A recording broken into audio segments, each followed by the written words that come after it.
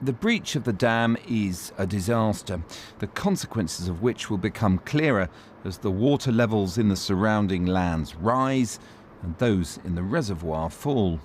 This Ukrainian projection using satellite imagery suggests the extent of inundation that may happen over the coming days, a consequence the Ukrainian president was quick to blame Russia for.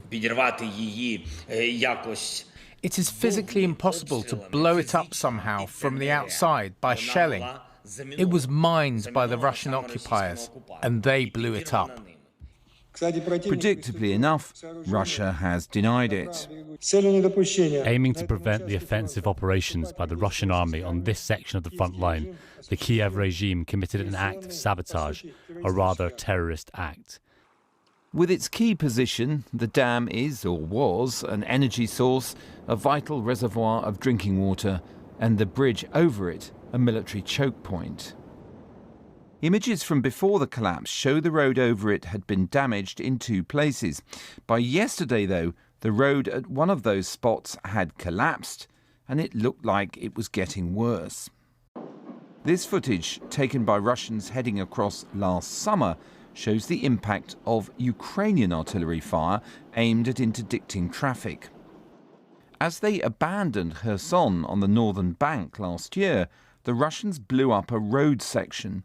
This video shows that happening. It was wrongly shared today by many people discussing what had happened last night. But neither this nor the earlier Ukrainian fire would have undermined the basic structure. What is known is that throughout recent weeks, heavy rain has raised the water to record levels. In May, the reservoir reached an unprecedented 17.5 metres, higher than the dam itself, leading to an overflow. With more than 18 million litres of water being held back, pressure on the dam had reached peak levels. Looking again at satellite images from a few days ago shows what seems to be new damage to the road beside the turbine hall. So does this suggest that the sluices were beginning to collapse under pressure, or was it deliberate sabotage? Some local social media users reported hearing a blast last night, and the Russians had boasted of rigging the dam with explosives. Ukrainian officials believe that it was a deliberate act of destruction.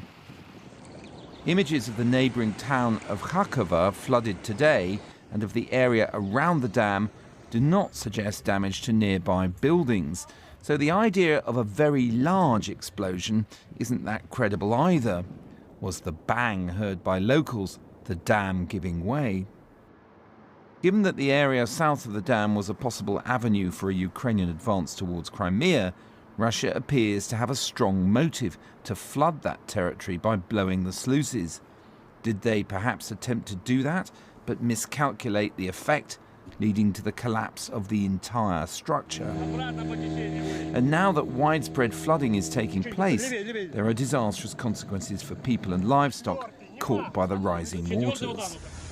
The Russian army is not immune to this either, and a broad swathe of defences it built against the expected Ukrainian offensive are now underwater. While there's no current threat to the safety of the Zaporizhzhia nuclear power station or the supply of drinking water to Crimea, both rely on the reservoir, and as levels fall, that picture could change. So if the Russians intended a controlled flooding of vital territory, they've messed up disastrously. But the possibility remains that the whole disaster has resulted from miscalculation over a longer period, with poor management of the barrier leading